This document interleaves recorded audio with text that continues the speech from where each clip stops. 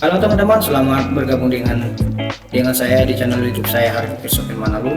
Pada kesempatan kali ini saya akan membuat sebuah video pengerjaan tugas statistik dengan menggunakan software SPSS. Nah, di sini tugas yang akan saya kerjakan itu terbagi menjadi dua, yaitu yang pertama adalah tugas statistik dengan judul One Sample Test, dan yang kedua adalah tugas statistik dengan judul analisis register linear. Nah, langsung saja kita masuk ke aplikasi softwarenya. Nah, di sini saya sudah menginput di name ini saya telah membuatkan X, menginput data X dan data Y, yang dimana data X ini labelnya adalah pengeluaran dan Y ini adalah tabungan. Nah, di tabel data view saya sudah menginput semua data-data yang ada pada tabel X dan tabel Y.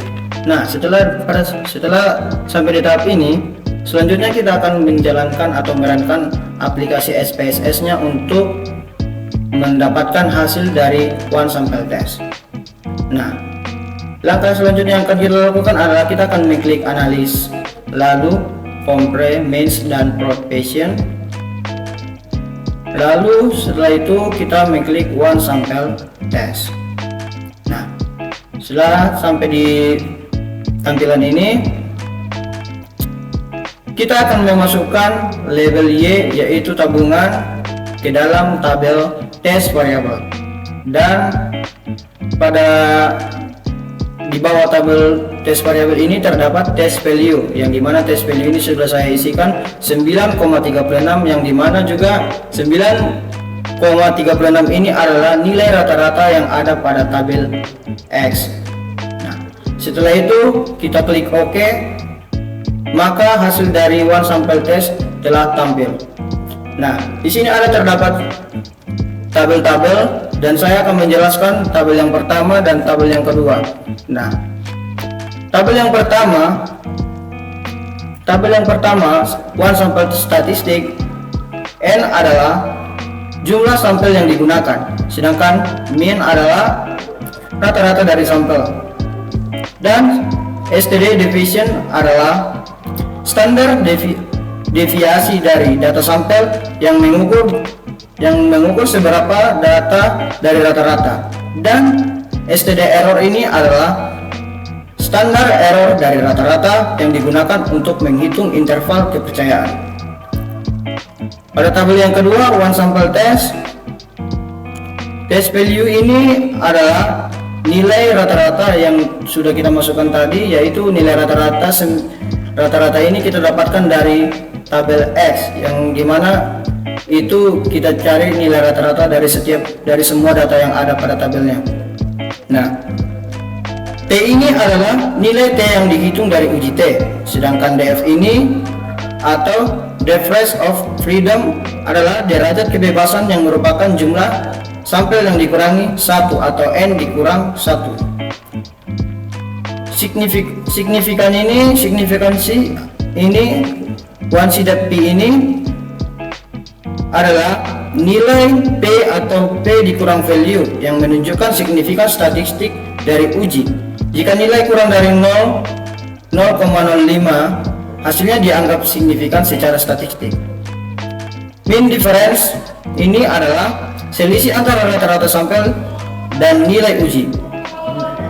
Dan 95% confidence interval of the difference ini adalah interval kepercayaan 95% untuk selisih antara rata-rata sampel dan nilai yang diuji. Nah, saya akan melanjutkan untuk soal statistik yang kedua, yaitu analisis registrasi linear. Nah, di sini saya sudah mengisi data-data dari soal analisis linear ini, dan name yang pertama itu saya buat A, dan name yang kedua itu saya buat B, dan label dari A itu adalah pemasukan dan label dari B itu adalah pengeluaran.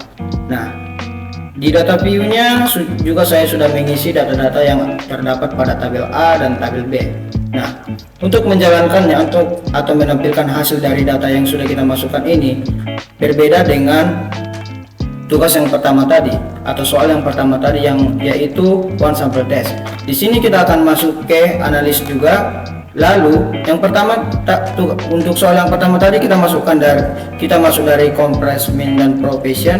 Nah, namun untuk yang kedua ini kita akan masuk dari regression lalu ke linear. Nah, setelah sampai di tahap ini kita memasukkan pada tabel independen itu yaitu pengeluaran dengan name B, dan di blok 1 of 1 ini kita masukkan A yaitu dengan label pemasukan. Nah, setelah itu kita klik statistik lalu kita centang cases dan diagnetics, lalu kita klik all cases, lalu kita klik continue, lalu kita klik OK.